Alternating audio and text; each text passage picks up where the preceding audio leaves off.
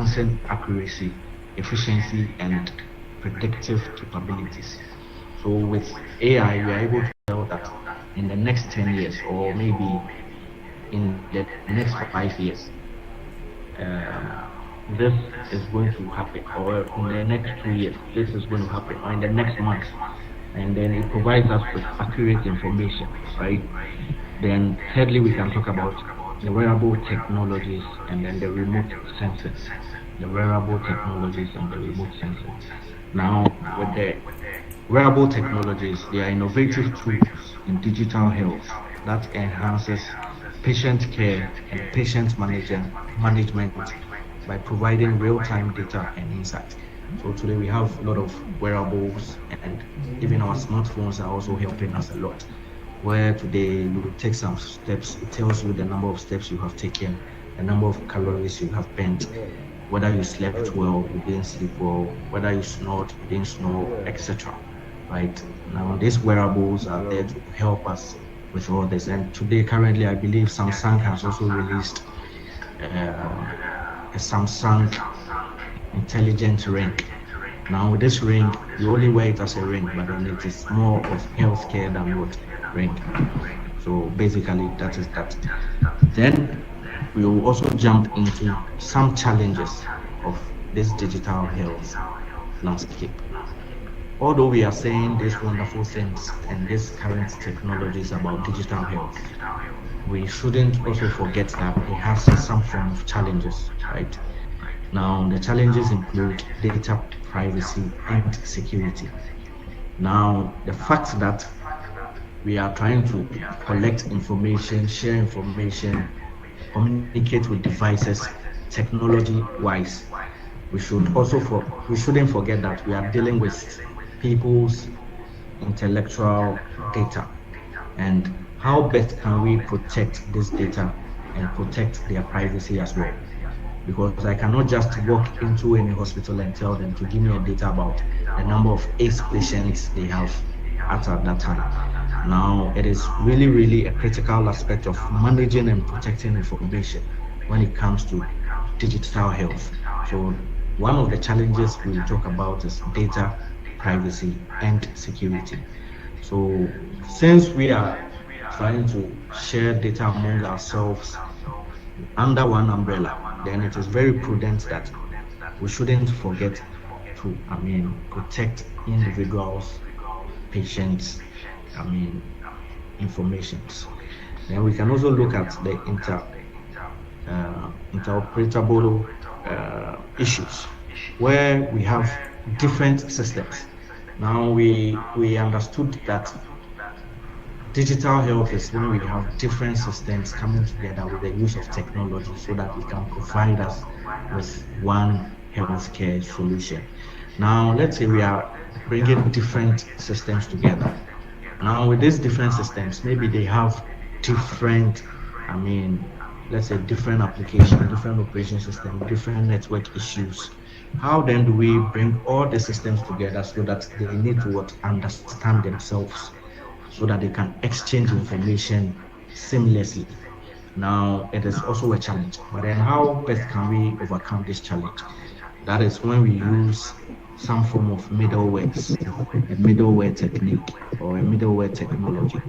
Now, middleware technology simply looks like if a gentleman dresses, you can see that maybe you are wearing your top and then your trousers. Your belt becomes your middleware so that it will complement the relationship between your shirt and then your trousers, so that it will, it will make you look very okay. Then thirdly, we can talk about regulatory compliance. That is, it refers to the adherence of laws, regulations, and standards set by governmental and authority bodies to govern the operation of businesses, including those in healthcare. So we are saying here that once we are into digital health and then we are enjoying all the goodies of it, we shouldn't also forget that we should always adhere to the laws, to the regulations that are set for one to follow. Now, once we follow this, then we are all at what peace. But then sometimes it's a challenge for people to what follow these rules and regulations. Now, what is the role of leadership in digital health? Since we understand leadership and governance in digital health, now we are looking at the role of leadership in digital health. Now, one, it is supposed to provide us with vision and strategy. How is this possible? By setting very clear goals and objectives. Now they look at the long-term goals and objectives for, services in digital health.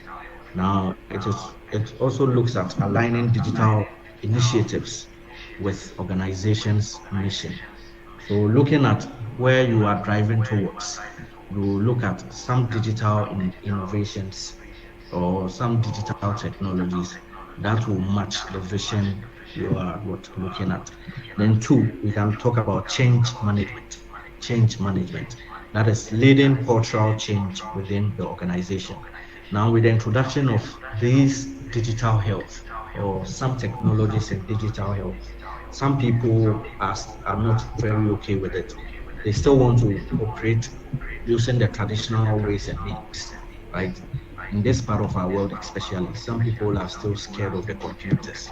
But then we are, instead of, trying to make them scared, we should rather encourage them to what? I mean, change or change towards learning these new technologies. Then we also need to ensure stakeholder buy-in and engagement. So once we purchase some form of new technologies from some companies, right, we should always ensure that all the stakeholders that are involved should also be, I mean, involved in the process of what getting to use these technologies. Then three, we can talk about innovation and adaptation. That is, we need to foster a culture of innovations. Now, since we are saying that digital health is the birth of technology into our healthcare services, then we have to, encourage our people, the co-workers and everybody to also, I mean, foster the culture of innovation. That is, learn new things, come up with new technologies that would also would help the business grow or help in the healthcare industry. Then we should also stay adaptable to emerging technologies. Just like we started with these emerging technologies, almost every now and then, IT is always evolving and new technologies are always emerging. Now, we should also encourage our co-workers and everybody. Now, the role of leadership is to also encourage everybody in that industry to, stay up with emerging technologies. Now, we look at the governance framework. So, first, we looked at the leadership and governance. Then, we looked at the role of the leadership in digital health. Now we look at the governance aspect of it. Now, a governance framework is a structured set of rules and guidelines that helps an organization manage and oversee its activities effectively. So once leadership is there to motivate us, to help us with cultural change, to show us the vision and mission, give us the clear goals and everything, governance is there to help us follow the structured guidelines and rules that will help the organization manage and oversee its activities effectively. Now, they also provide a structured approach to decision making, risk management, and compliance. So once we follow these governance frameworks, right, some of its benefits are it helps us in decision making, right? Because it will give us some kind of, important output that will help us with decision making and also help reduce risk management and compliance. Now, what are some of the importance of this governance frameworks? Now, it has two major, I mean, important roles it plays. That is one. establishing policies and procedures. Establishing.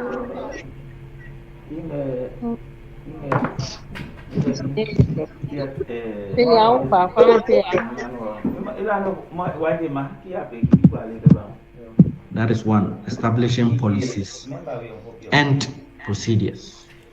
Now, what do we mean by establishing policies and procedures? So, an example has been given here to develop protocols for data access usage and security to ensure consistent practice across the organization. So, for example, we have to give access rules to everybody in the office. Once they are using any of these technologies in the healthcare services or in the digital healthcare in, space, there should be some form of access rules. What what a senior doctor can do and see will be different from what a general nurse can do and also see. Okay, so that is when we establish policies and procedures. Then two, it is also there to help us ensure accountability and transparency. Accountability and transparency. That is, we implement reporting mechanisms and audit trails to track decisions and monitor compliance with policies. So, for example, once we come to work and we log into the system, we know who logged in at what time, who logged off at what time. So in case we need to have some kind of audit trails to help us in decision making, we get to know who exactly we are supposed to what contact at that point in time. So the governance framework here helps us to ensure good accountability and transparency. Now, what makes up this governance framework, or what are the components of the governance frameworks? So, these four different components makes up the governance framework. That is one. We have the government structures. Now, the government structures, they are made up with committees and boards. They are made up of committees and boards. Now, they provide the oversight, strategic decision, and strategic direction for digital health initiatives. Then two, we can look at the policy development and enforcement. Now, under the policy development and enforcement, it's made up of policy development. Now, they create detailed guidelines and rules for the use and management of digital health technology. Then three, we can talk about risk management strategies. Now, for the risk management strategies, they are made up of risk identification and assessment. So they identify potential risk associated with digital health and assesses their impact, just like the name sounds. So they are there for risk management. Then finally, we can look at continuous monitoring and improvements. Now, with continuous monitoring and improvements, basically, we all know that um, education or learning has no end. It is more of a continuous learning, right? So that is where we have reviews and updates of risk management strategies to help adapt new challenges and technologies. So once we are able to find some form of risk, um, potential risk, we look at how best we can improve upon those risks and then make them better. So these four components makes up a governance framework. That is, we have the government structures, policies and enforcement, continuous monitoring and improvement, and then the risk strategies. Now, since we are working with human beings and then we are using some form of technologies, right? It is very important that we are sharing data among ourselves or we are sharing information among ourselves. Now, there's a need for us to protect this data or data governance in digital health. So once we are trying to protect this data in digital health, then we also need to understand some importance of data governance. So One, it helps us to ensure data quality and integrity.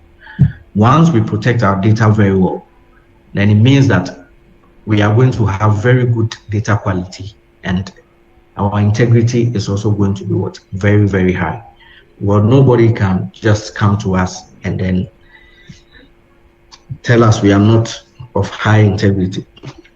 Now, once we are also protecting our data, then it means that we are protecting the patient's privacy and security. So I believe in the e-health systems or digital health systems, protecting patients' information is really, really key. Now, how best can we keep up to this importance of data governance? What practices can we put in place to help us protect people's information? That is one. When we have data stewardship rules and responsibilities, that is, we assign major rules and responsibility for people to intentionally take care of what people's data. Then two, when we have data access controls and audit trails. So there are some informations that a general nurse or anybody in the hospital will not be able to have access to. That is where we have access controls. And then with audit trails, we get to know who logged in and logged off at what time. And if there are any issues, we know who to track. And then finally, when we also comply with regulations, that is when we have rules and regulations and then we try to follow them religiously. It will help. So all these practices will help us to also maintain a very good data governance in our healthcare systems. Now, let's look at a case study and a successful implementation plan.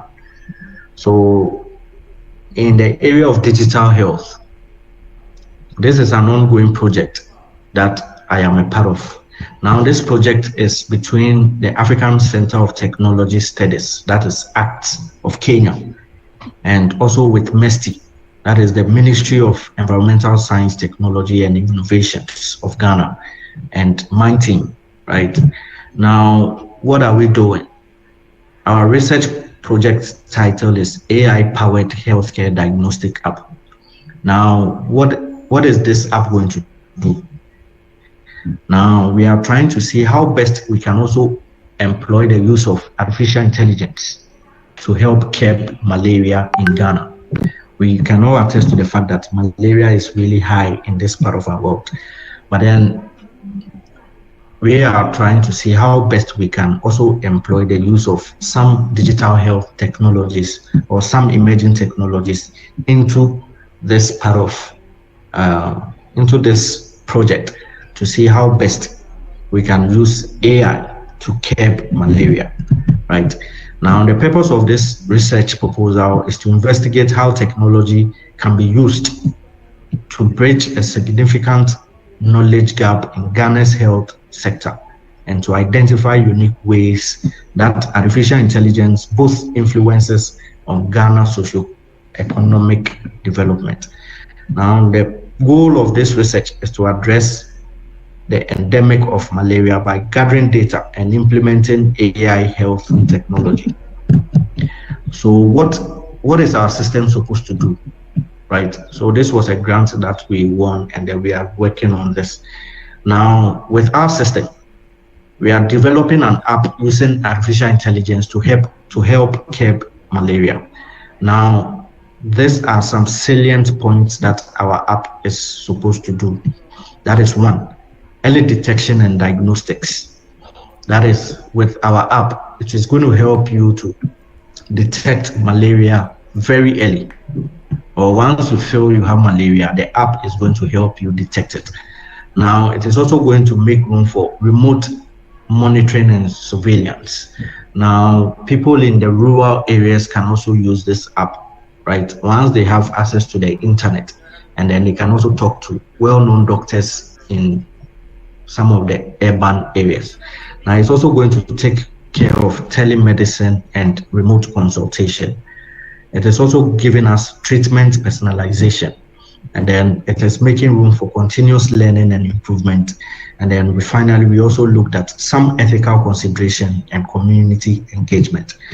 So here I'm just going to, uh, show you a demo, a prototype of what we have done so far, right? So this is the app that we have created.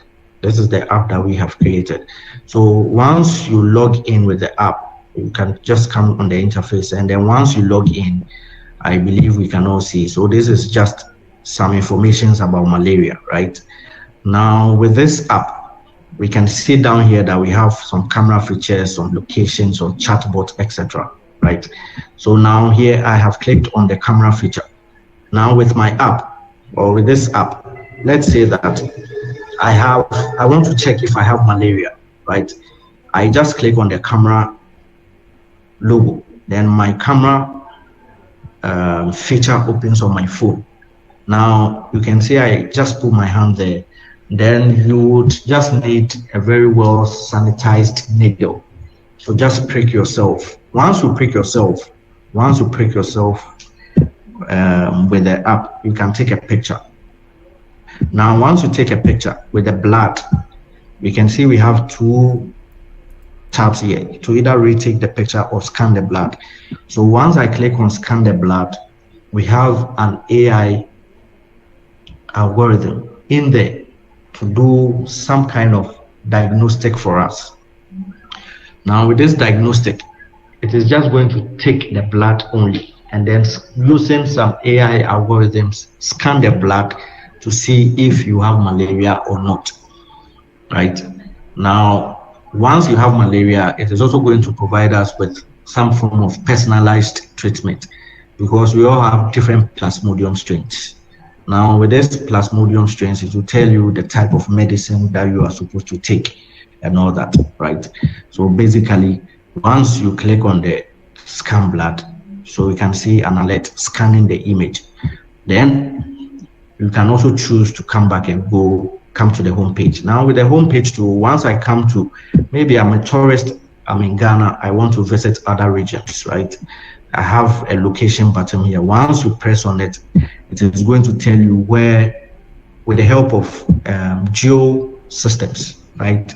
It is going to tell you some places where it feels there are malaria prone areas, right? It is going to tell you, so that you also get to know that some parts of this country, this part are, or they have malaria prone areas.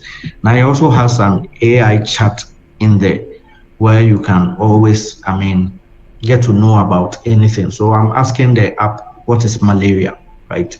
So you can see that it has some form of AI chatbot in there that you can always have a convo with the app to tell you more about anything you want to know about malaria, right?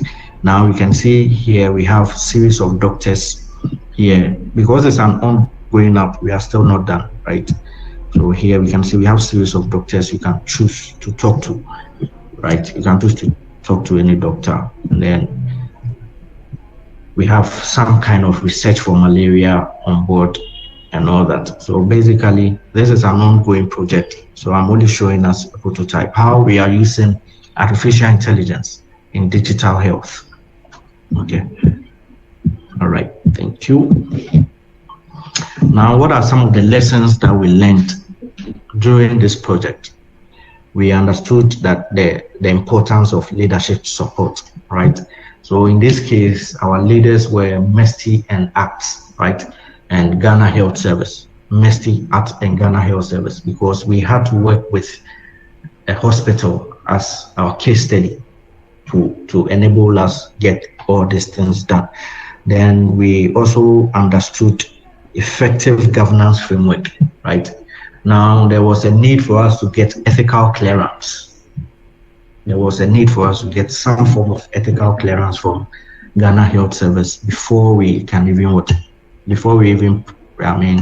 get some form of important data from them, right? And then since we are working with one hospital, we always go up and down with them. They get to see what we have done. They give us they give us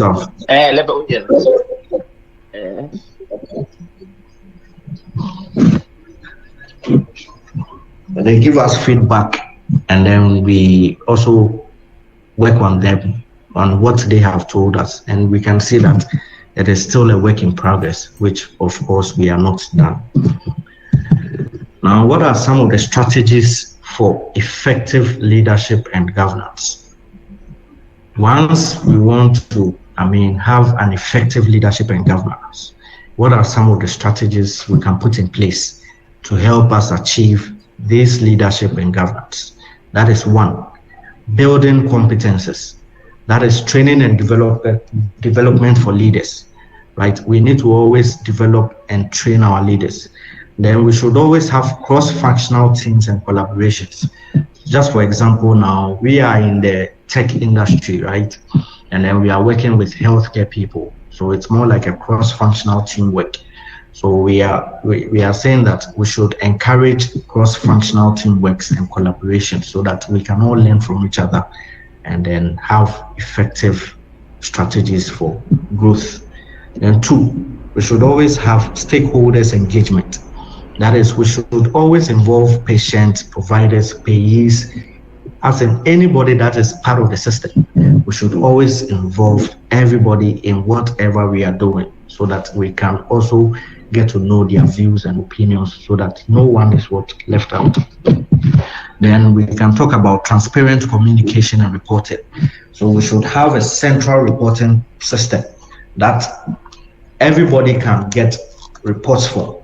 Now, since we are all using one digital health system, or we are bringing different systems under one umbrella, then it means that we should have a centralized system that will help us with communication and then reporting. So it means this time around, we don't have different systems coming, giving us different reports, but rather we have one system giving us one report. Then finally, we can look at continuous evaluation. That is monitoring and evaluating digital health initiatives and also adapting to feedback and changing needs. Once we engage, our stakeholders, there will be some form of feedback and also a need for us to change some few things. So once we keep doing this three, vital points, then it means that it is also going to lead to developmental growth and also save us some money and also get us some more money. Now, what is the future direction of digital health? Now that we have spoken about some emerging technologies, we spoke about blockchain, which is more of a fintech type of technology. But today we are looking at, now we can all attest to the fact that blockchain security is really, very difficult to break into. So now most emerging technologies or most technologies are now looking at inculcating the blockchain for healthcare data security, right? Because once we are using blockchain to, securely transfer monies or cryptocurrencies, it is really difficult for one to break into them. So now most emerging technologies are now looking at employing the use of blockchain for healthcare data security. And we can also look at advanced analytics and personalized medicines, right? So today with all these technologies we are using in digital health, we are now looking at how can we personalize medicines based on individual preference. Right, we don't need to now generalize medicines, but then we are looking at how we can give personalized medicines. Then two, we can look at policy and regulatory trends, right? So there are so many evolving regulatory landscapes, right? Now with the current trends and all that, it means that there will be a lot of challenges and there's a need for guidelines and rules to be set so that people wouldn't go off track, right? So basically we need a lot of these evolving regulatory landscapes. Then finally we can talk about the global collaborations and standardizations. So just like we are working now, there's a need for people to collaborate worldwide so that we will be able to share ideas and have a very well-known standard for almost all digital health systems. Now, in conclusion, we are saying that being terrified by digital health, we should rather use it to our advantage, right? Since people are sometimes scared of this new type of emerging technologies, we shouldn't rather be scared, but then we should rather look at it to our advantage. Now, we should also examine digital health through diverse lenses and perspectives. We shouldn't always think of it in one direction, but then we should look at it through different lenses and then see how best it will benefit all of us. Then we should also consider leadership and governance as a friend that helps us to perform better and earn more money. So once we have leadership and governance in place and they are helping us to shape how we use these technologies in digital health, we should consider them as a friend rather than what, a foe. Now, the call to action here is that we should encourage proactive leadership and then robust governance in digital health. So basically, I believe with the topic digital health leadership and governance, I believe I have explained it in the simplest form that almost all of us can understand. Thank you very much. Thank you so much, Dr. Kevin, for such an informative presentation. Before we move on to the questions and answers session, I want to acknowledge the presence of the head of IT, Mr. Hammond Akwa. He is here with us.